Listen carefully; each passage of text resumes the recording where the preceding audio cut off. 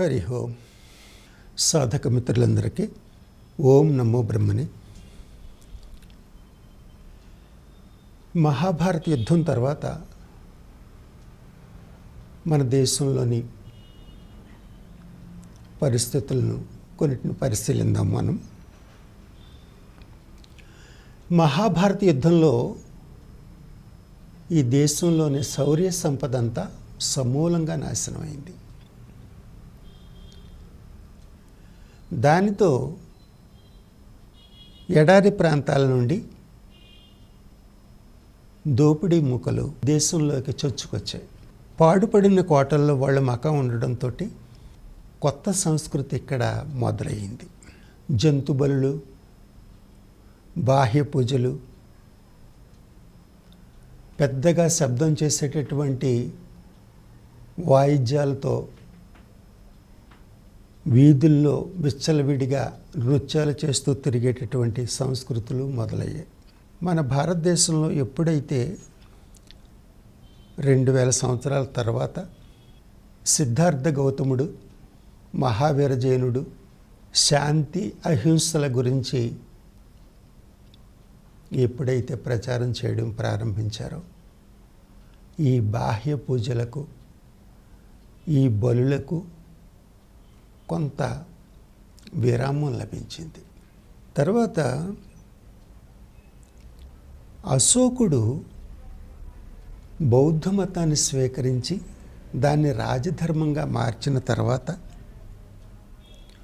ఆయన సైనిక సమీకరణ సమూలంగా ఆపు చేశాడు.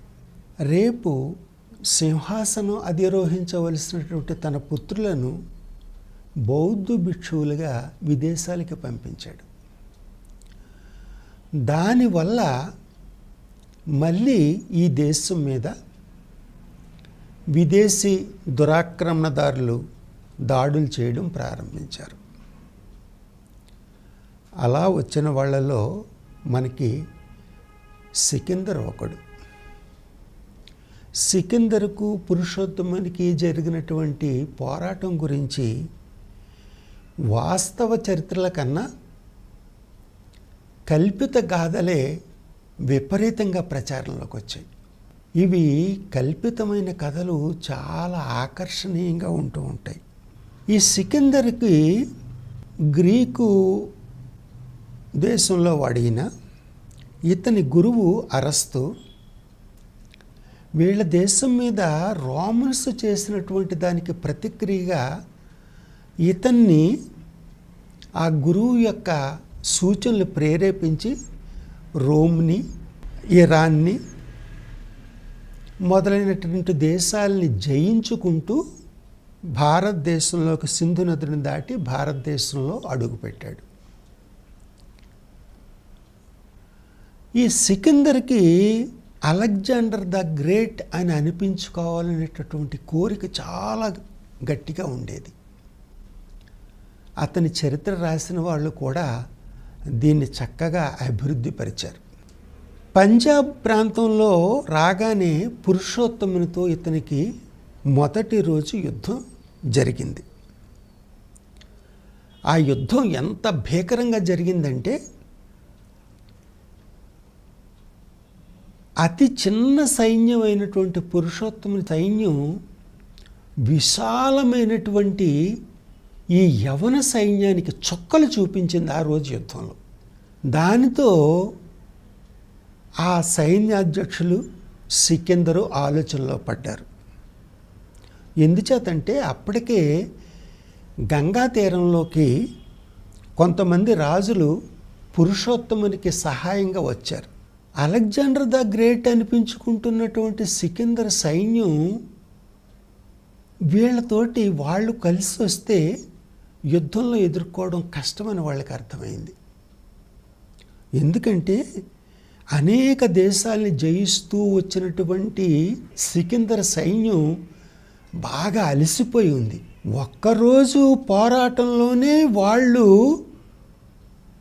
దిగ్భ్రాంతికి గురయ్యారు. ఇంత చిన్న సైన్యాన్ని మనం ఎదుర్కోవడానికి మన శక్తియుక్తులన్నీ వినియోగించవలసి వస్తుందని వాళ్ళు కంగారు పడ్డారు. అలెగ్జాండర్ ద గ్రేట్ అనిపించుకుంటున్నట్టు సికిందరు పంజాబ్లోని 2 జిల్లాలకి రాజైన పురుషోత్తముడి చేతిలో ఓడిపోతే ఎలా అని చెప్పి వీళ్ళు సేనా నాయకులతోటి సమాలోచనలు చేసిన తర్వాత సికిందర్ ఏం చేశాడంటే పురుషోత్తముని గుడారంలోకి వెళ్ళి అతనితో మైత్రీభావంగా మాట్లాడేటప్పటికీ వీళ్ళిద్దరి మధ్య సంధి కుదిరింది. ఎందుకంటే భారతీయులు దురాక్రమణదారులను ఎదుర్కోవడానికి పోరాటం చేస్తారు తప్ప పోరాటం పట్ల ఆసక్తి భారతీయులకు ఉండదు. వీరు ఎప్పుడు శాంతిని కోరుకుంటారు. అందుచేత ఆ దృష్టితోటి పురుషోత్తముడు ఈ సికిందర్ల మధ్య శాంతి ఒప్పందం కుదిరింది. ఇక ముందుకు వెళదామని అనుకునేటప్పటికీ సైన్యం మొరాయించింది. మేము బాగా అలసిపోయి ఉన్నాం, ఇప్పుడు ఎట్టి పరిస్థితుల్లోనూ మేము యుద్ధానికి ముందుకు వెళ్ళం అని చెప్పి వాళ్ళు తిరస్కరించారు. దానితో అక్కడ కొంత సమయం తన సైన్యాన్ని విశ్రాంతి తీసుకోవడానికి అక్కడ వదిలాడు. అయితే ఇంటికి దూరం అయ్యి చాలా కాలంగా పోరాటాల్లో ఉన్నటువంటి సైన్యం అనేక అత్యాచారాలకి దిగింది. దాంతో ఇక్కడ ఉన్నటువంటి దేశభక్తులందరూ కూడా విదేశీయుల్ని ఎదుర్కోవాలనేటటువంటి ఒక ఉద్యమాన్ని రేపడం, అటువంటి వాళ్ళని సికిందర్ చంపించడం, ఇటువంటి కార్యక్రమాలన్నీ జరిగినాయి. సికిందర్ గురువు అయినటువంటి అరస్తు మహాజ్ఞాని, తత్వవేత్త. ఆయన తన శిష్యుడికి చెప్పింది ఏంటంటే, నువ్వు భారతదేశం కనుక వెళితే అక్కడ వేదాన్ని అధ్యయనం చేస్తున్నటువంటి ఒక పండితుణ్ణి మన దేశానికి తీసుకురావడం చాలా మంచిది. వీలైతే అలా చెయ్యి, లేదంటే వారి నుంచి జ్ఞానాన్ని గ్రహించు అని చెప్పి ఆయన చెప్పారు. ఎందుకంటే గ్రీకు తత్వశాస్త్రానికి మూలం మన ఉపనిషత్తులే. అందుచేత సికిందర్ ఏం చేశాడంటే తన సైన్యాధిపతిని ఒకరిని పిలిచి, ఇక్కడ అడవిలో ఏకాంతంగా ఉన్నటువంటి మహాత్ముడిని ఎవరైనా నా దగ్గరికి తీసుకురావాల్సిందని చెప్పేసి పంపించాడు. ఈ సైన్యాధిపతి ఒక అడవిలో నెతుకుతూ ఉంటే ఆ అడవిలో ఉన్నటువంటి చెట్ల ఆకుల్ని కింద పక్కగా పరుచుకుని విశ్రాంతి తీసుకుంటున్నటువంటి ఒక స్వామీజీ కనిపించారు. వెంటనే ఈ సైన్యాధిపతి ఆయన దగ్గరికి వెళ్ళి, మహాత్మా, నన్ను దేవపుత్రుడైనటువంటి సికిందర్ పంపించాడు. వారు మిమ్మల్ని కలవాలనుకుంటున్నారు. మీరు దయ ఉంచి నాతో వస్తే సికిందర్ని కలుసుకోవచ్చు. ఆయన మీకు ఎన్నో బహుమతులు ఇస్తారు, మీకు ఎంతో ధనాన్ని కూడా ఇస్తారు. మీరు రాను అంటే మాత్రం మీ శిరస్సును ఖండించేస్తారు అని చెప్పి అతను చెప్పాడు. అతను అలా చెప్పేటప్పటికీ ఆ వృద్ధ జ్ఞాని ఓ చిరునవ్వు నవ్వి, పుట్టినవాడు ప్రతివాడు చనిపోవలసిందే. నువ్వు దేవపుత్రుడు అంటున్నావు చూసావా, ఆ సికిందర్ కూడా చనిపోతాడు. మరణ ధర్మానికి కట్టుబడి ఉన్నవాడు దేవపుత్రుడు ఎలాగవుతాడు? దైవంతో సమానమని ఎలాగవుతాడు? ఆ మాటలు నాతో చెప్పక్కర్లేదు నువ్వు. ఇక ధనం అంటావా, ధనంతో నాకు పని లేదు. ఈ వనంలో లభించేటటువంటి పళ్ళు, కందమూలాలు, ఈ ప్రవహిస్తున్నటువంటి జలాలు నా ఆకలిని తీరుస్తున్నాయి. ధనాన్ని నేనేం చేసుకుంటాను? ఆ ధనం నాకు అక్కర్లేదు. ఒకవేళ నా శిరస్సు ఖండిస్తాడంటావా? ఖండిస్తే నా శిరస్సును నరికితే కింద పడిన నా శిరస్సును తీసుకోగలడు, కానీ నా ఆత్మని తీసుకోలేడు కదా. ఈ శరీరం మరణిస్తుంది, కానీ నా ఆత్మ మాత్రం ఎప్పుడూ సజీవంగానే ఉంటుంది. ఆ చైతన్యం, ఆ బ్రహ్మజ్ఞానంలో ఉన్నటువంటి మాకు చావు పుట్టుకలతో సంబంధం లేదు. ఈ విషయాన్ని స్పష్టంగా సికిందర్కి చెప్పు. ఒకవేళ అతని నుంచి నేనేం ఆశించటం లేదు.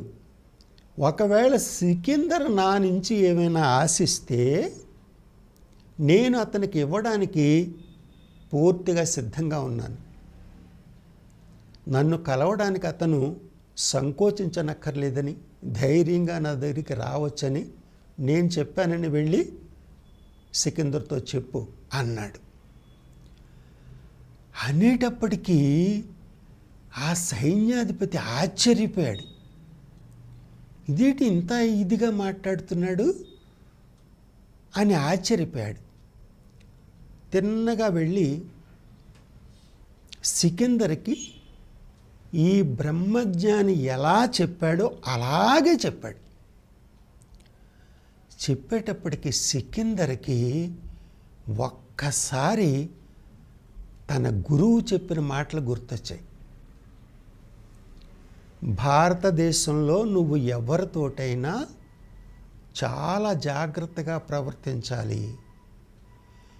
బ్రహ్మజ్ఞానులు వస్తానంటే మన దేశం తీసుకురావాలి, లేదంటే వారి నుంచి బ్రహ్మజ్ఞానాన్ని నేర్చుకుని రావాలి అని చెప్పారు. కాబట్టి నేను ఈ మహాత్ముని దగ్గరికి వెడతాను అని నిర్ణయించుకున్నాడు. చూడండి, సికిందరు తన గురువు ద్వారా ఇచ్చిన ప్రేరణ ద్వారా అనేక దేశాలను జయించి లక్షలాది మందిని ముందు అలెగ్జాండర్ ద గ్రేట్ అనిపించుకుంటూ ఉన్నవాడు ఒక వృద్ధ బ్రాహ్మణుడి దగ్గర తన ఓటమిని అంగీకరించి తనే అంగరక్షకులతోటి ఆ అడవి వరకు వెళ్ళి అక్కడ తన గుర్రాల్ని, అంగరక్షకుల్ని, ఆయుధాల్ని కూడా అక్కడ వదిలేసి కాలినడకన ఈ బ్రహ్మజ్ఞానిని వెతుక్కుంటూ వెళ్ళాడు. వెళ్ళేటప్పటికీ ఈయన ఏం చేస్తున్నాడంటే చూశాడు, దూరంగా చూశాడు, అలెగ్జాండర్ వస్తున్నాడు, అందులోనూ కాలినడకన వస్తున్నాడు, సైన్యాన్ని వెంట పెట్టుకోకుండా ఆర్భాటం లేకుండా వస్తున్నాడు అని అనేటప్పటికీ ఇతని మీద ఒక రకమైనటువంటి అభిమానం కలిగింది. అంటే ఇది గురు ప్రేరణతోటే జరుగుతోంది అనే విషయం తెలుసుకున్నాడు. గురువులు వేరైనా వాళ్ళ గురుతత్వం ఒకటే కదా. అప్పుడు ఈయన ఏం చేశాడు, అతను వస్తూ ఉంటే మనం చూడండి, ఏదన్నా చెట్టు మీద ఒక పండు ఏదన్నా ఉన్నా, కాయ ఏదన్నా ఉన్నా దాన్ని అందుకోవడానికి ఎలా గాల్లో ఎగురుతామో అలాగే ఈయన ఎగరడం ప్రారంభించాడు. గాల్లో ఎగురుతున్నాడు. గాల్లో ఎగురుతుంటే ఆయన ఏదో మహాజ్ఞాని, ఆయన నుంచి ఏదో తెలుసుకుందామని వస్తున్నటువంటి అలెగ్జాండర్కి చాలా విచిత్రం అనిపించింది. ఇదేంటి ఈ వెర్రి బ్రాహ్మణుడు ఇలా ఎగురుతున్నాడు, వీడేదో మహాజ్ఞాని, నేను వచ్చాను అనుకుంటూ వచ్చాడు, నమస్కారం చేశాడు. ఏంటి మహాత్మా మీరు చేస్తున్న పని ఏంటి అని అడిగాడు. అడిగేటప్పటికి ఈ జ్ఞాని అన్నాడు, నేను గాల్లో నిలబడే ప్రయత్నం చేస్తున్నాను సికిందర్ అన్నాడు. అంటే ఇదేం పిచ్చి స్వామి, గాల్లో ఎలా నిలబడగలరు మీరు, పైకి ఎగిరితే మళ్ళీ కింద పడతారు కదా అని చెప్పి సికిందర్ అన్నాడు. అంటే దానికి ఆ బ్రహ్మజ్ఞాని ఏమన్నాడంటే, నిజమే కదా, గాలిలో ఎవరు నిలబడలేరు కదా, మరి నువ్వు చేస్తున్న పని ఏంటి, నువ్వు నిలబడ్డానికి 2 అడుగుల నేల చాలు, నువ్వు జన్మ తీసుకున్న ప్రతివాడు మరణించాలి, ఆ మరణ ధర్మానికి నువ్వు వేరు కాదు కదా, నువ్వు చనిపోతే 6 అడుగుల నేల సరిపోతుంది, కానీ నువ్వు చేస్తున్న పని ఏంటి, నీ దేశం నుంచి ఇక్కడ వరకు అనేక దేశాలను జయించుకుంటూ ఆ దేశ రక్షణ కోసం వచ్చినటువంటి వేలాది వీరులను చంపుకుంటూ వచ్చావే, ఏం చేసుకుంటావు ఈ భూమి అంతా?